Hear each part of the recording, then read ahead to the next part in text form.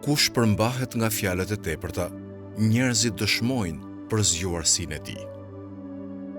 Imam Aliu në këtë thënie theksor rëndësinë e kontrollit të folurit dhe të përmbajtur nga të folurit e tepërt. Për të kuptuar më mirë rëndësinë e kësaj thënie, do t'i drejtohemi Kuranit për sqarim. Allahu thekson rëndësinë e ruajtjes së gjuhës dhe të folurit vetëm të asaj që është e nevojshme. Në surën Isra, ajeti 53, Allahu thot: "Dhe thuaj ju robërve të mi, të thonë atë që është më e mira. Në të vërtetë, shejtani shkakton përçarje mes tyre.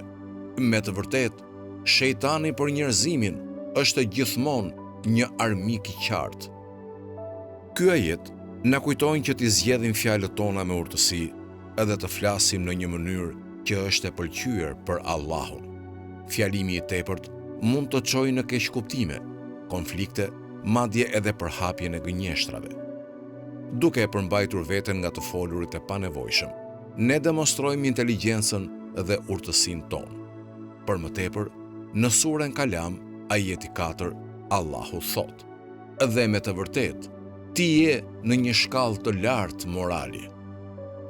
Ky ajet i referohet karakterit të profetit Muhammed, i cili ishte i njohur për urtësinë, mirësinë dhe përmbajtjen e tij në të folur.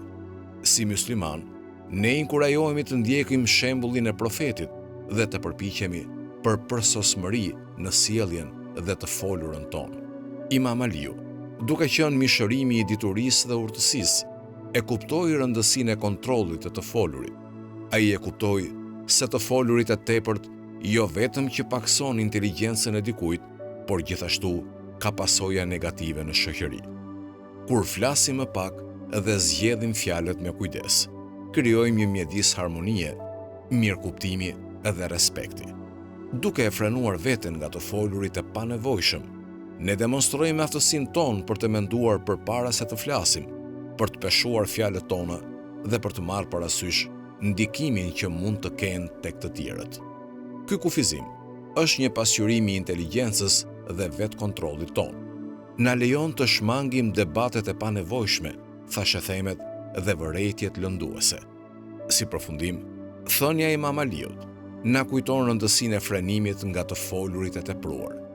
Duke vepruar kështu, ne jo vetëm që demonstrojmë inteligjencën tonë, por gjithashtu kontribuojmë në një shoqëri më harmonike dhe më respektuese. Le të përpiqemi të ndjekim mësimet e Kuranit dhe shembullin e profetit Muhammed dhe ehli bejtit të tij, dhe të bëhemi individ që njihen për urtësinë, përmbajtjen dhe ndikimin pozitiv tek ata që na rrethojnë. Allahu na dhënë aftësinë për të kontrolluar gjuhën tonë dhe për të folur me urtësi dhe mirësi.